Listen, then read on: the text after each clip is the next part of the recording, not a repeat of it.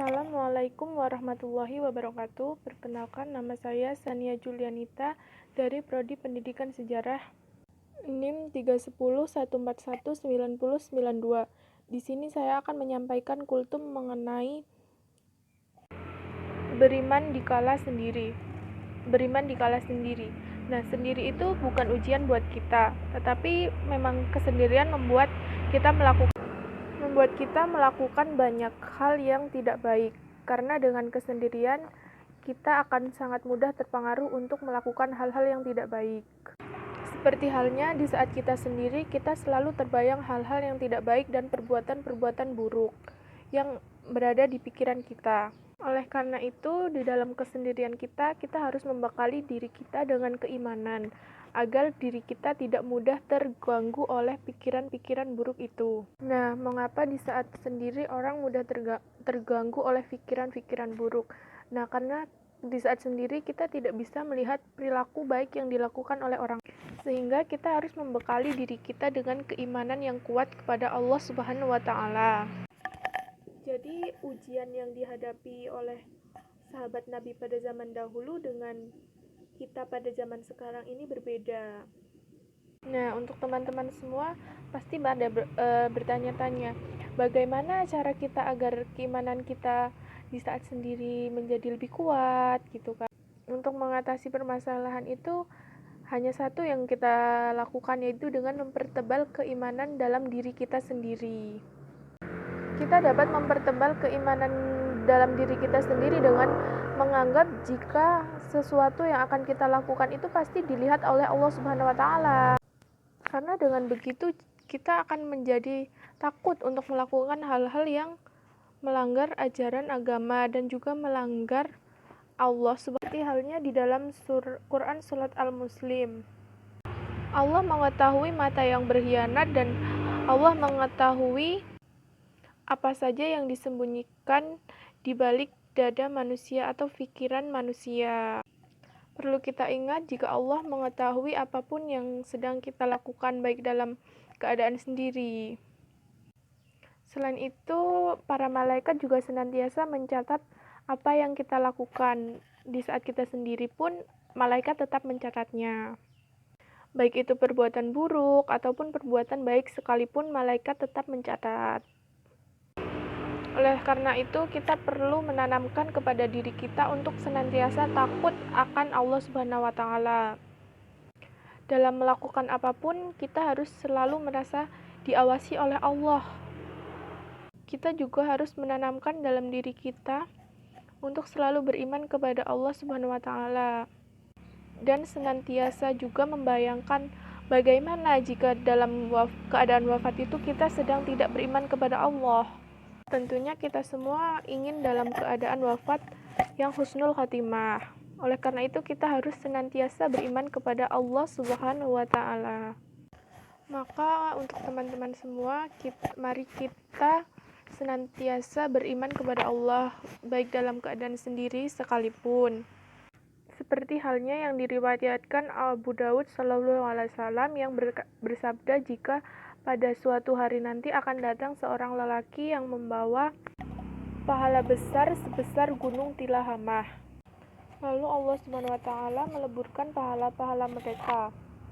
Berdasarkan hadis Ibnu Majah, mereka adalah orang-orang dari golongan kalian. Mereka mengambil malam sebagaimana kalian ambil.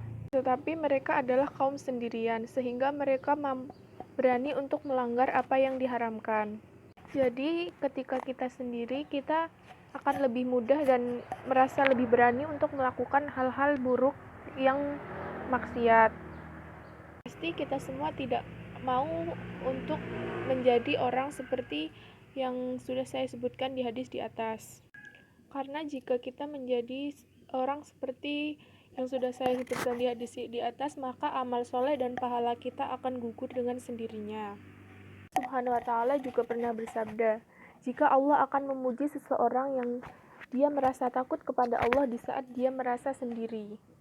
Seperti di dalam surat Al-Mulk yang dijelaskan bahwa sesungguhnya orang-orang yang takut kepada Rabb-nya saat mereka sendiri, segala ampunan bagi mereka. Jadi dapat disimpulkan jika dalam surat Al-Mulk itu berarti jika orang yang merasa sendiri dan takut kepada Allah, maka umatnya itu akan mendapat ampunan. Teman-teman, jika seseorang merasa takut dengan Allah ketika dia berada di hadapan orang lain, itu sangat mengkhawatirkan jika dibandingkan dengan orang yang takut kepada Allah di saat dia merasa sendiri. Lalu bagaimana jika seseorang itu meninggal dalam keadaan sendiri? Bagaimana seseorang itu akan menghadapi kematiannya itu? Menurut riwayat Bukhari dan Muslim, sesungguhnya seseorang mengamalkan amalan ahli surga bagi yang tampak baginya, padahal dia adalah ahli neraka. Hal ini seperti yang diriwayatkan oleh Bukhari dan Muslim. Dari hadis tersebut dapat disimpulkan jika kita melakukan amalan baik tetapi hanya ditampak di depan manusia, maka kita akan tetap masuk ke dalam neraka.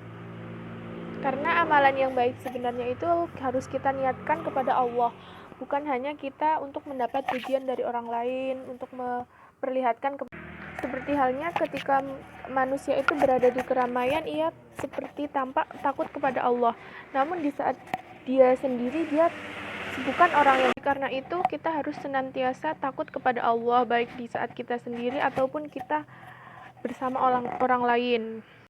Karena di saat kita sendiri itu Allah menguji kita untuk mengetahui seberapa berimankah kita kepada Allah Subhanahu wa Ta'ala. Pada zaman dahulu Allah menguji para sahabat Nabi dengan memberikan hewan buruan dengan mudah. Hal itu bertujuan agar Allah mengetahui siapa sahabat Nabi yang paling takut di saat sendirian. Nah, untuk masa kini atau zaman sekarang ini Allah menguji kita dengan cara yang berbeda. Allah menguji kita dengan teknologi yang sudah canggih ini. Seperti halnya dengan gadget, internet, Allah menguji kita melalui itu. Allah menguji kita melalui gadget dengan cara apa? Dengan cara menguji keimanan kita, seberapa kuat iman kita untuk tidak melihat hal-hal yang diharamkan oleh Allah.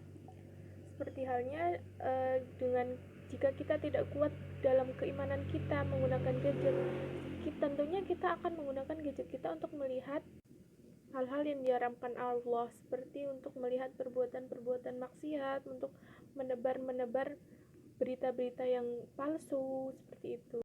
Karena di saat dalam keadaan sendiri kita beriman itu suatu hal yang luar biasa.